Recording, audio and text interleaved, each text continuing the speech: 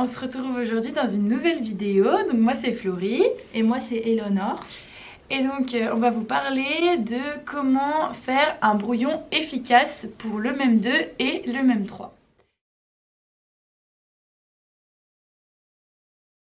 Donc premièrement, pour faire un brouillon efficace, notre premier conseil, ça serait d'utiliser déjà que la page recto de votre brouillon. Même si vous utilisez plusieurs feuilles, vous les numérotez.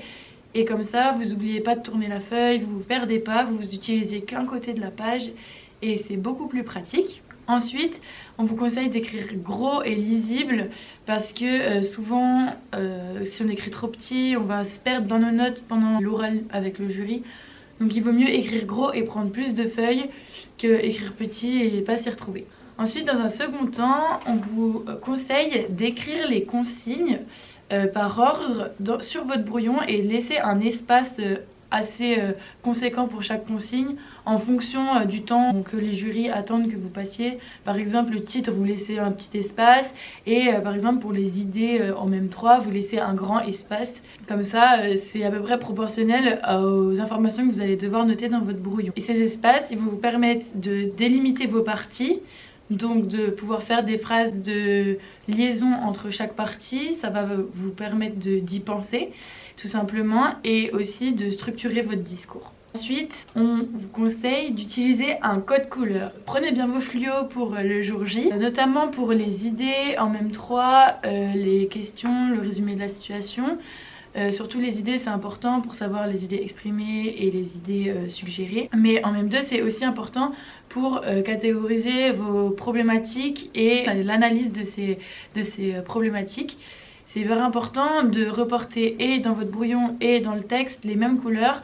Comme ça, vous n'êtes pas obligé de tout noter sur votre brouillon. Vous pouvez simplement vous reporter à votre texte avec le code couleur que vous aurez mis sur votre brouillon. C'est beaucoup plus efficace et ça vous perdra moins de temps au moment de l'élaboration de votre brouillon. Ensuite, le prochain conseil qu'on vous donne, c'est d'utiliser des tirets et utiliser aussi vos propres abréviations pour pouvoir synthétiser au maximum vos informations afin que ce soit déjà plus lisible pour vous et pas chercher vos mots aussi devant le jury.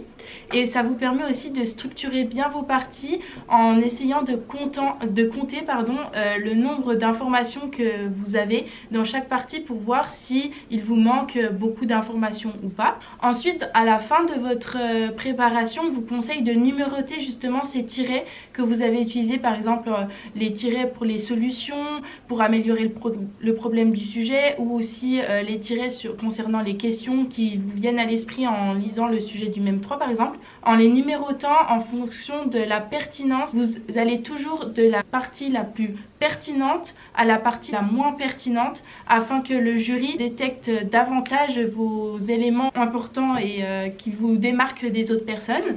Et aussi pour les personnes qui sont un peu stressées concernant l'oral, on vous propose d'écrire votre phrase d'introduction en haut de votre brouillon. Comme ça, vous allez pouvoir déclencher directement votre oral d'une façon beaucoup moins stressée et vous allez pouvoir accrocher directement le jury sur votre idée principale. Et aussi, on vous invite à vous entraîner un maximum pour gagner du temps et surtout prendre vos marques avec ce brouillon pour bien l'organiser et bien le structurer afin que vous puissiez bien vous adapter au sujet qui est demandé. Maintenant, on va passer aux exemples de brouillons du MEM2 et du MEM3.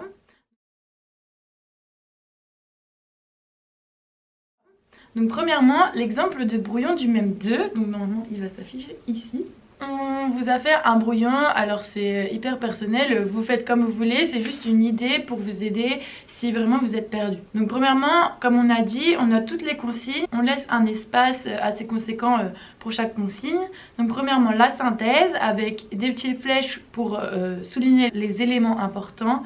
Pensez à mettre seulement des mots-clés, ça sert à rien de mettre des phrases qui vont vous embrouiller. Vous allez trop lire votre brouillon et c'est vraiment pas quelque chose qu'il faut faire. Le jury va le voir, donc mettez vraiment que des mots-clés. Ensuite, les problématiques avec une couleur par problématique. Ensuite, du coup, ce qui va avec, donc l'analyse critique. Pareil, donc là, vous pouvez remettre vos couleurs. Et pour chaque couleur, soit mettre un mot-clé, soit directement reporter dans le texte si vous avez rien à redire par rapport au texte, enfin c'est vous qui voyez. Et enfin du coup les perspectives avec pareil des tirets qui vous permettent d'aller plus vite.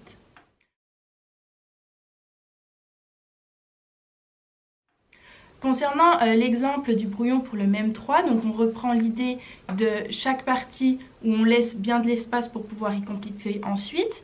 On laisse une première partie pour le titre concernant le sujet. Ensuite, vous allez pouvoir faire le résumé de la situation avec une couleur de stabilo par exemple pour pouvoir fluoter avec la même couleur dans le texte les éléments importants concernant cette partie et écrire sous forme de tiret les idées importantes suggérées par le texte. Ensuite, on peut aussi délimiter le brouillon pour les idées exprimées et suggérées. On peut, comme le montre le brouillon, mais couper la feuille en deux pour pouvoir gagner de la place et que ça soit beaucoup plus lisible et ordonné pour vous.